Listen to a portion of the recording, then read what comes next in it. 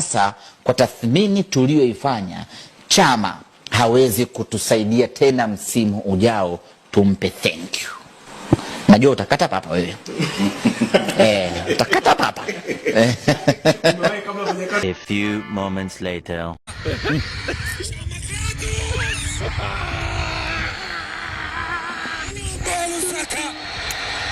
Mchezaji mwenye thamani kubwa. Bei yake itabiriki kwa hapa Tanzania. Ana bei. Anasema siwasikii. Umerizika na maji kwanza? Haya. Mimi ngoja nistopisha. Vitu ni vingi. Maji na hicho nilichokusikilizisha. Kipi kimekupa furaha na raha?